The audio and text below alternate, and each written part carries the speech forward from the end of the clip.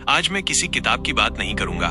आज मैं आपकी बात करूंगा, उस आवाज की बात करूंगा जो हर दिन आपके अंदर बोलती है, लेकिन आप उसे सुन नहीं पाते क्योंकि शोर बहुत ज्यादा है। दुनिया का शोर, समाज का शोर और आपके अपने डर का शोर। आपको भी ऐसा लगता है ना कि आप और भी बहुत कुछ कर सकते थे, लेकिन अब देर हो चुकी है, उम्र निकल गई है, मौके चले गए हैं, पढ़ाई कम रह गई है, शरीर साथ नहीं देता। ये सब सच नहीं है, ये सिखाया गया है। आज मैं आपको एक सच्ची कहानी सुनाने जा रहा हूँ। ये कहानी किसी सुपर हीरो की नहीं है, यह कहानी आपके दिमाग की है। कल्पना कीजिए, साल है 1983, जगह है ऑस्ट्रेलिया। सिडनी से मेलबर्न तक 875 किलोमीटर की दूरी। ये कोई आम रेस नहीं है, यह दुनिया की सबसे कठिन अल्ट्रा मैराथन है। दुनिया भर से प्रोफेशनल रनर्स आए हैं, 20 साल के, 25 साल के, लोहे जैसे शरीर, महंगे जूते, वैज्ञानिक डाइट, कोच और एक्सपर्ट्स की पूरी टीम। और तभी भीड़ में हलचल होती है। एक 61 साल का आदमी धीरे धीरे स्टार्ट लाइन की तरफ आता है। उसका नाम है क्लिफ यंग। वो एथलीट नहीं लगता, वो किसान लगता है। कोई स्पोर्ट्स ड्रेस नहीं, कोई रनिंग शूज नहीं, पैरों में पुराने रबर के बूट, वही बूट जिनसे वो अपने खेत में भेड़ों के पीछे भागता था। लोग हंसने लगते हैं, पत्रकार मजाक उड़ाने लगते हैं। एक रिपोर्टर पूछता है, आप यहाँ क्या कर रहे हैं? क्लिफ शांति से कहता है, मैं दौड़ने आया हूँ। भीड़ हंस पड़ती है। 61 साल की उम्र, 875 किलोमीटर। रेस शुरू होती है। सारे जवान एथलीट हवा की तरह आगे निकल जाते हैं। क्लिफ पीछे रह जाता है। वो दौड़ नहीं रहा, वो चलता हुआ दौड़ रहा है। अजीब सा स्टाइल, धीमी चाल। लोग कहते हैं ये 2 घंटे में हार जाएगा, लेकिन असली कहानी अब शुरू होती है।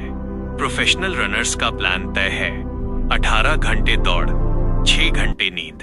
विज्ञान यही कहता है। पहली रात सब सो जाते हैं, क्लिफ नहीं रुकता, वो चलता रहता है। दूसरी रात फिर वही होता है, सब सोते हैं, क्लिफ चलता रहता है। तीसरे दिन लोगों की हंसी गायब हो जाती है क्योंकि क्लिफ सबसे आगे निकल चुका होता है। 5 दिन, 15 घंटे, 4 मिनट, क्लिफ यंग रेस जीत लेता है। दूसरा रनर 10 घंटे बाद पहुंचता है। 61 साल का किसान, रबर के बूट में, वर्ल्ड रिकॉर्ड। सब सन्न रह जाते हैं। पत्रकार पूछते हैं, आपने ये कैसे किया? क्लिफ कहता है, मुझे नहीं पता था कि सोना जरूरी है। बस यही पूरी कहानी छुपी है। ये ताकत की कहानी नहीं है, यह सोच की कहानी है। इसे कहते हैं सीखी हुई लाचारी। जब इंसान मान लेता है कि वो नहीं कर सकता, तो वो कोशिश भी बंद कर देता है। क्लिफ को नियम नहीं पता थे, इसलिए डर भी नहीं था। जापान में इसे कहते हैं शोशिन, बिगिनर का दिमाग। जहां कोई सीमा नहीं होती। आपका दिमाग पत्थर नहीं है, वो गीली मिट्टी है। जैसा सोचेंगे वैसा बनेगा। इसे कहते हैं न्यूरोप्लास्टिसिटी। डॉक्टर जो डिस्पेंजा कहते हैं, सोच शरीर को बदलती है। क्लिफ फ्लो में था, ना जीत ना हार, बस चलना। फ्लो में उम्र मायने नहीं रखती, फ्लो में शरीर जवाब देता है।